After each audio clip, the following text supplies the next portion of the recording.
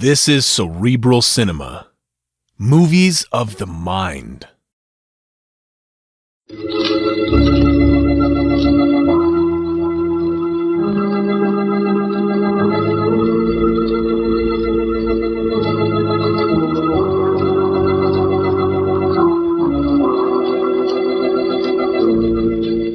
knows what evil lurks in the hearts of men?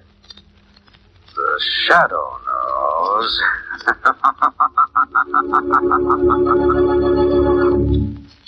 Once again, your neighborhood blue coal dealer brings you the thrilling adventures of the shadow, the hard and relentless fight of one man against the forces of evil. These dramatizations are designed to demonstrate forcefully to old and young alike that crime does not pay.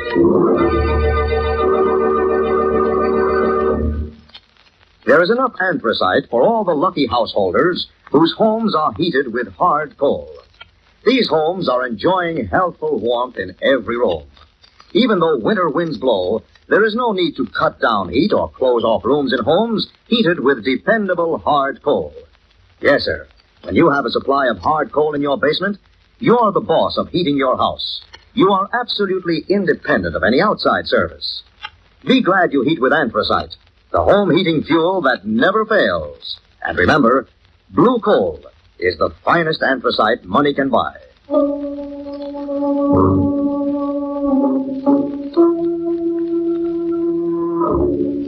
The shadow, who aids the forces of law and order, is in reality Lamont Cranston, wealthy young man about town. Years ago in the Orient, Cranston learned a strange and mysterious secret: the hypnotic power to cloud men's minds so they cannot see him. Cranston's friend and companion, the lovely Margot Lane, is the only person who knows to whom the voice of the invisible shadow belongs. Today's drama, Death and the Black Fedora.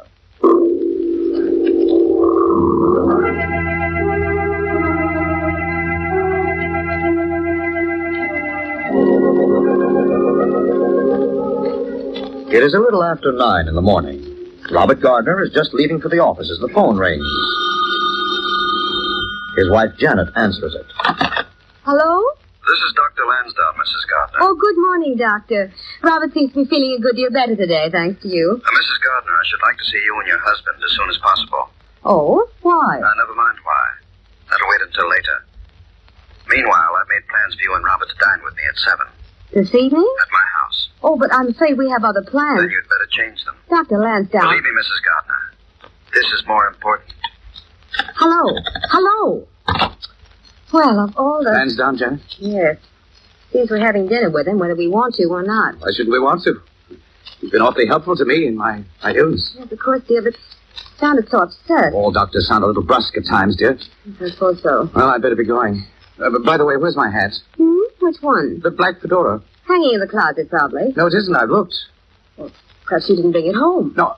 Do you mean I just walked off and left it somewhere, my own hat? Robert, please. But, Janet, You mustn't excite yourself. Dr. Lansdowne says your nerves are much better. I wonder if he knows. I wonder if it's as simple as nerves. What do you mean? I mean, I'm afraid the doctor's letting me down. He's... Oh, darling. No, I mean it. The sort of thing has been going on for weeks. It's getting steadily worse. I wonder if I'm not losing my memory altogether, my memory or my mind. Stop it. I won't listen to such talk. All because of an old black fedora. Now, you just forget it and buy yourself a new one. I can't very well do that either. Why not? This illness of mine has cost us money, Janet. Lansdowne's bills have been high. In fact, we're almost broke. But I thought you had lunch with your Uncle Theodore yesterday to borrow some money. I did.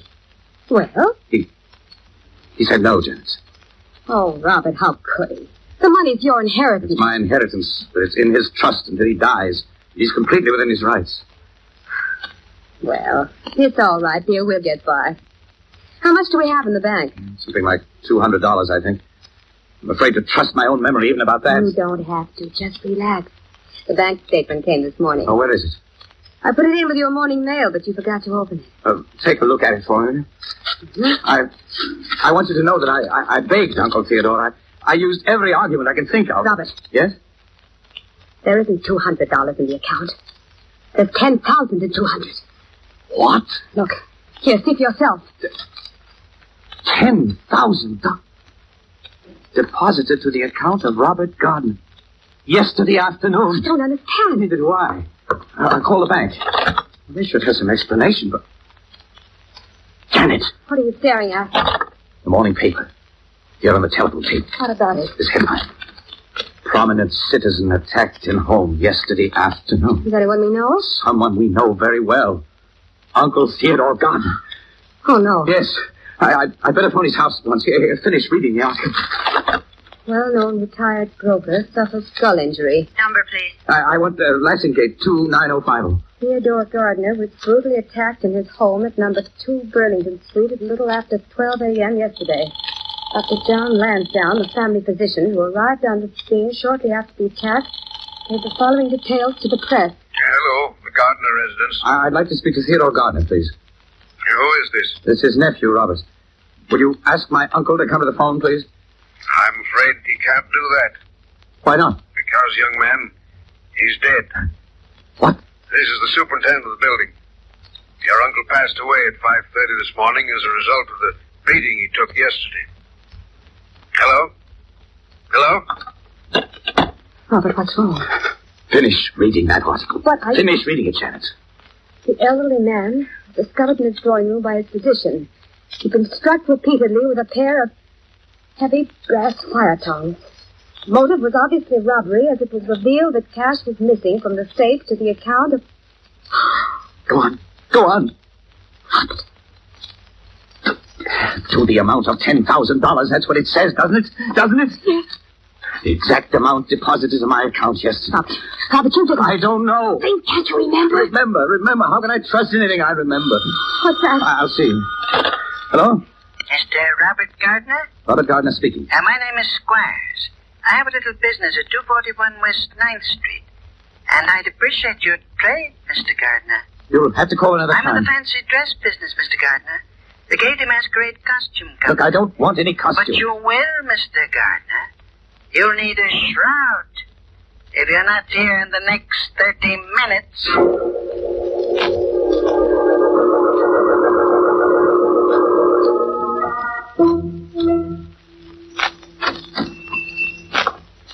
Is this the Gaiety Masquerade Costume Company? Yes, sir.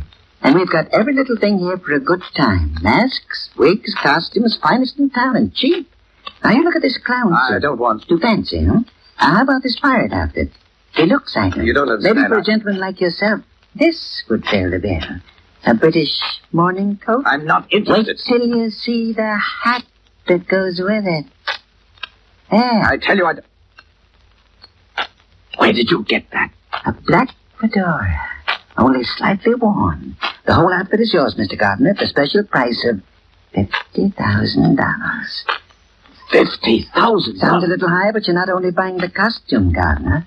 You're buying a lot of silence. Silence? You left this hat at your uncle's house yesterday. And you killed him. Who told you that? A gentleman who saw you in action. Dr. Lansdowne. Lansdowne? Who was in the entrance hall at your uncle's house when you came out of the drawing room with $10,000 in your hand and blood on your shirt front. No. You can deliver the $50,000 when you get to Lansdowne's house tonight. But I haven't got $50,000. Lansdowne is expecting you and your wife at 7 o'clock, Mr. Gardner. If you bring along the $50,000, he'll be glad to talk business. And if not? He'll be glad to talk.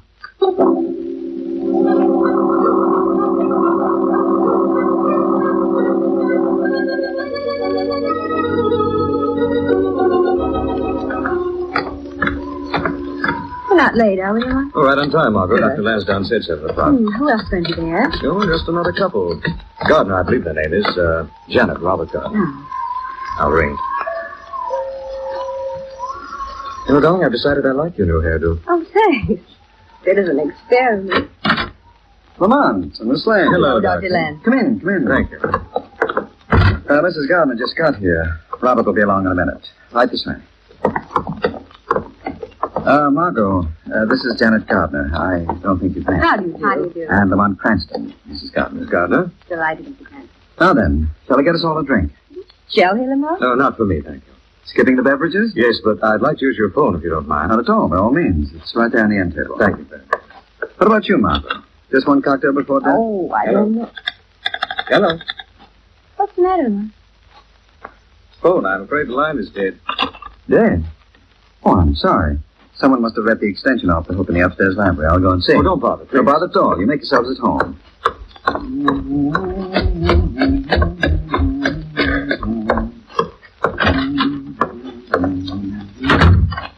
Oh, just as I expected. It's off the hook, all right.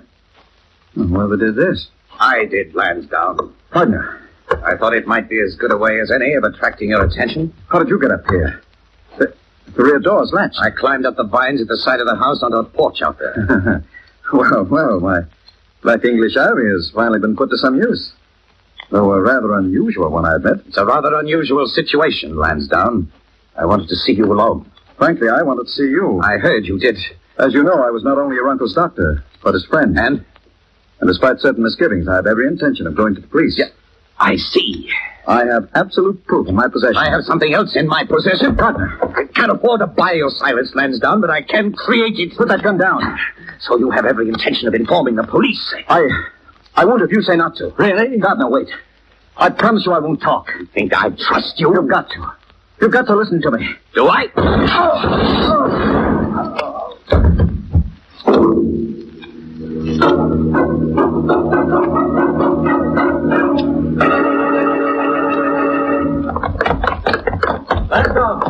Lansdowne.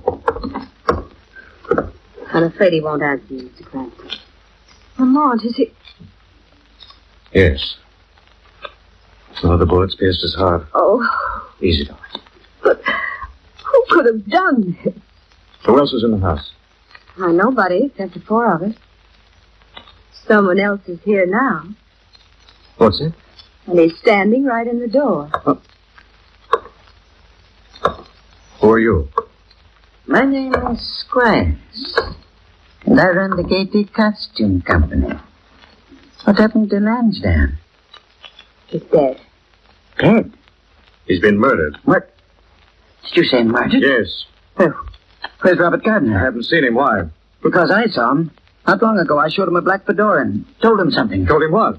I told him that Lansdowne... Squires! Lansdowne.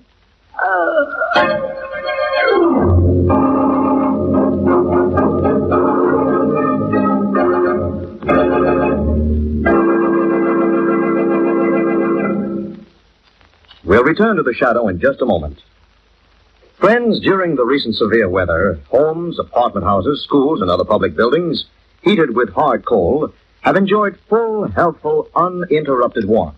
Regardless of snowstorms, halting highway traffic, or causing power failures, homes and other buildings heated with hand-fired hard coal have been sure of continued heat. That's because enough coal can be stored to carry you right through the severe part of the heating season. Yes, when you have a supply of hard coal in your basement, you have the assurance of a warm and snug home at all times.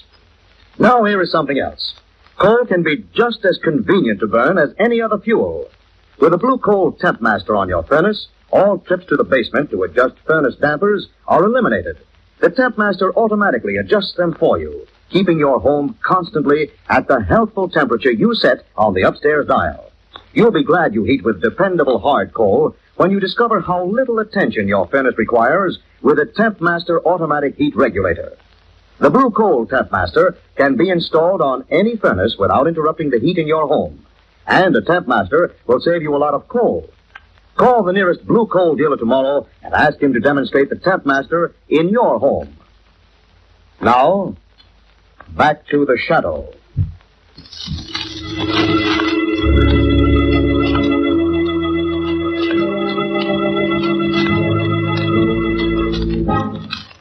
Margot, Lamont, and Janet Gardner have just found Dr. Lansdowne shot to death in his upstairs library. When Squires of the Gaiety Costume Company walked in out of nowhere, asked where Robert Gardner was, and was also shot by an unknown assailant. Margot and Lamont have just gone downstairs to phone the police when... Someone at the front door. I'll get it. What happened? What happened? Who are you? I'm Robert Gardner. Oh, I was just coming up the drive and I thought I heard a pistol shot. You did. There have been 2 murders in the past few minutes. Murders? Yes. Who are you? I'm Lamont Cranston. This is Miss Lane. Robert?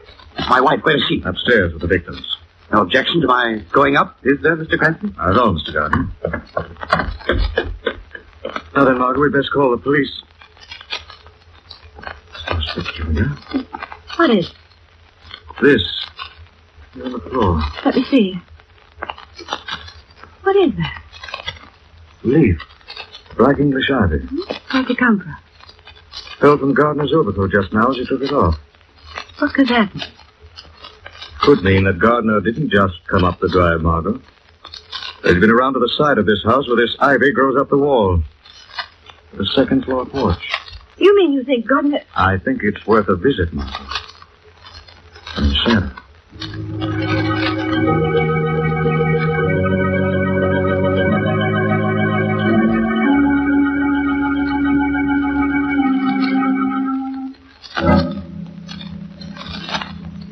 They're both dead, Rock. Man's down. Have you ever seen him before? Squires, I mean. No. No, never. You're lying to me. Janet. I'm going to need help, Robert. Now, Cranston's clever. Please tell me the truth. There are some things it's better not to know too much about, Janet. I see. I'm going downstairs to keep an eye on things. It's join you a little later. Be careful, Robert. Oh, please be careful. Squires, what were you doing here? How much did you get a chance to tell them? Laughter. Where did that come from? It couldn't be them. Dead men don't laugh. It's happening. It's happening. My mind is going. Robert Gardner, why did you kill Lansdowne? That voice. What is it? What is it? I am the shadow. Unseen by your eyes, but here beside you to see that justice is done. Why did you kill Lansdowne, Robert Gardner? Let me alone, please. Not until I know the truth. Why did you kill him? Because he knew I murdered Uncle Theodore. Theodore Gardner? Yes. Lansdowne was going to talk if I didn't give him $50,000. So you killed him in cold blood? Yes. No, not exactly. No? But there he is, dead at your feet. I don't know what happened. When I faced him, he promised to be quiet. He said he wouldn't betray me, and I was just beginning to think I wouldn't have to kill him when my finger must have slipped. The shot sprang out. Where's the gun? Somewhere on the lawn. What? I threw it out of the window. My excitement is down there somewhere. I see. Listen to me, Gardner. If what you said is true... It is. There may be a way to help you. Yes. But meanwhile, if you try to escape, the shadow will find you wherever you hide.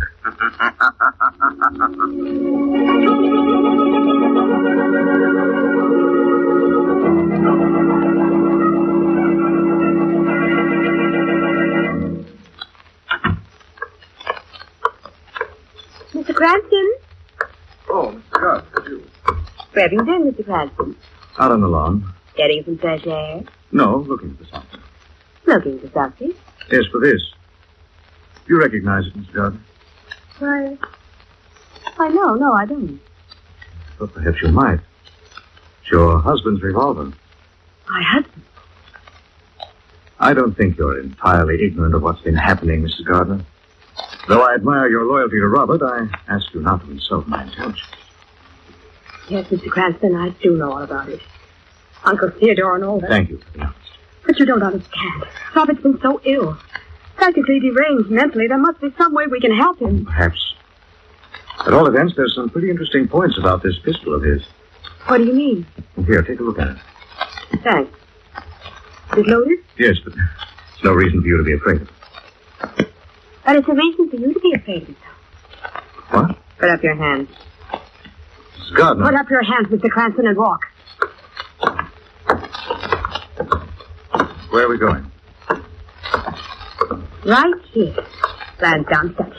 But someone's waiting inside for you. Who? A lovely and terrified Miss Lane. Come on. Easy now, darling. We'll come through this somehow. Not necessarily, but there's the bright side, Mr. Cranston. This little lesson may teach you not to interfere in matters that don't concern you. I doubt it, Mrs. Gardner. It really doesn't matter, though. You'll never live to interfere again.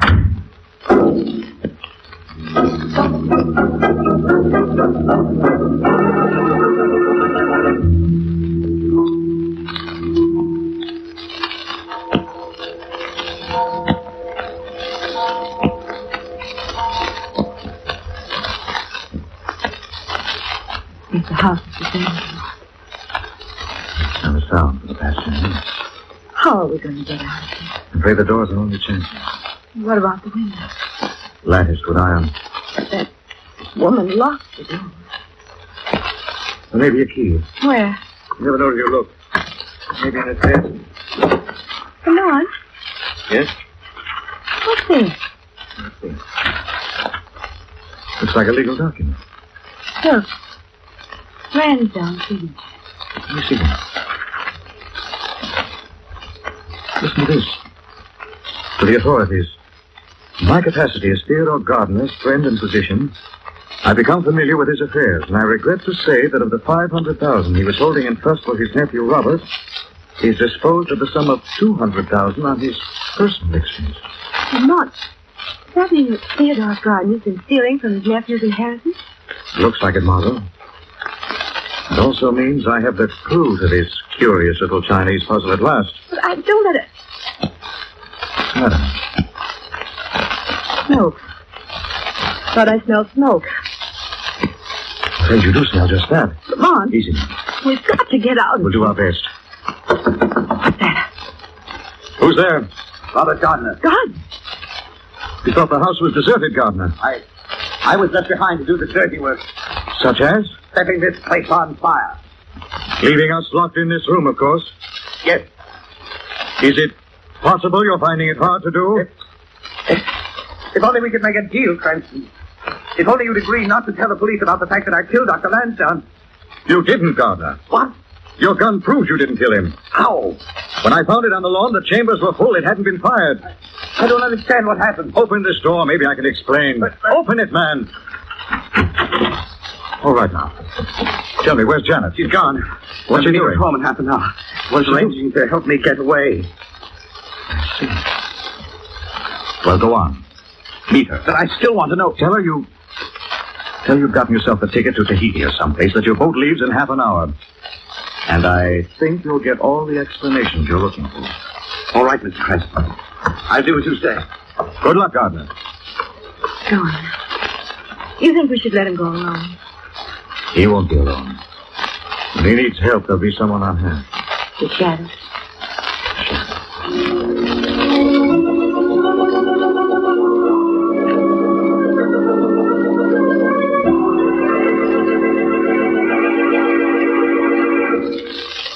Police headquarters? Yes? This is Janet Gardner. I'm calling from my home at 825 Terrace Drive. Yes? I want to report 2 murders that have been committed since 7 o'clock this evening. What? I thought you'd like to know that the man who committed them will arrive at this house within the next 5 minutes. How do you know? The man happens to be my husband, Mr. Robert Gardner. What? What'd you say? Hello? Hello? Hey, stop. Just a moment, Robert, darling. Oh, come in, dear. Janet, I just came back to say goodbye. What? I'm leaving, Janet. I'm on my way. Where do you think you're going? Tahiti. My boat leaves in half an hour. You're not going anywhere, Robert. Why not? Because if you take another step, I'll kill you. Janet. Better listen to reason, darling. I can say you tried to escape and I killed you in the struggle. Janet. And it's true.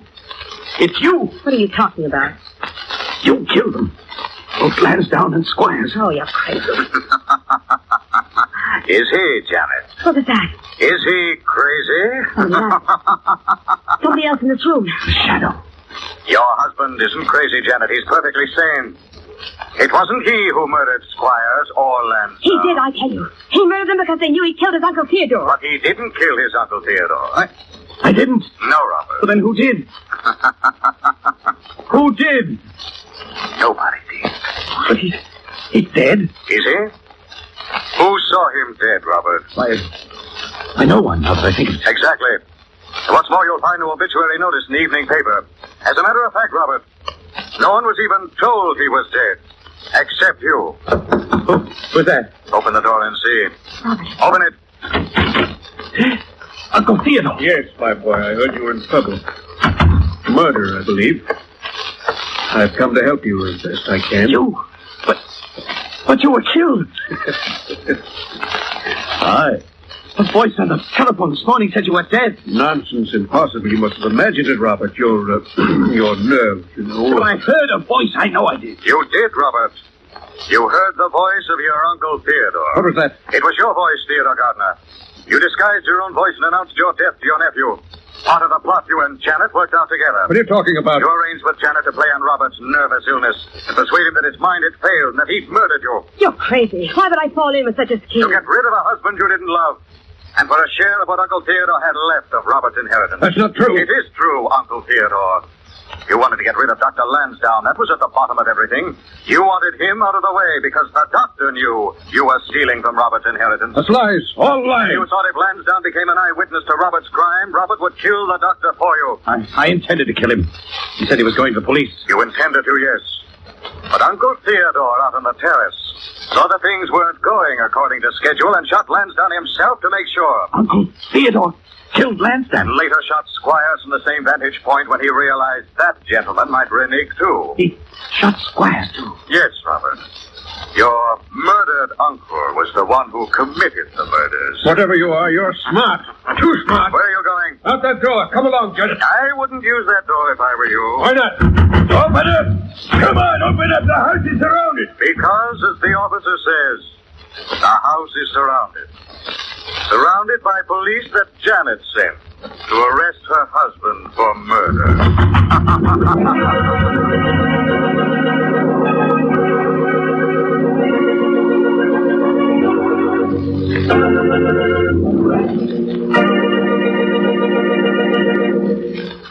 Now let me present Blue Coal's distinguished heating authority, John Barclay. Thank you, Andre Baruch, and good evening, friends.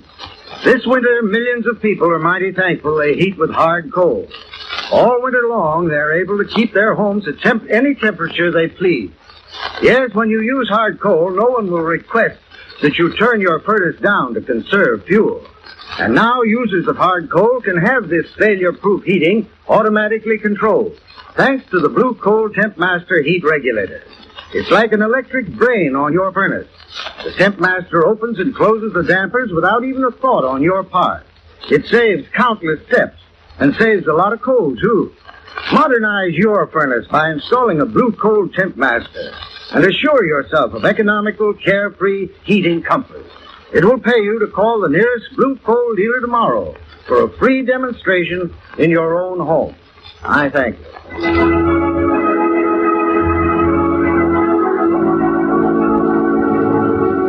This story is copyrighted by Street and Smith Publications, Incorporated. The characters, names, places, and plot are fictitious. Any similarity to persons living or dead is purely coincidental. Again next week, The Shadow will demonstrate that The weed of crime bears bitter fruit. Crime does not pay. The shadow knows.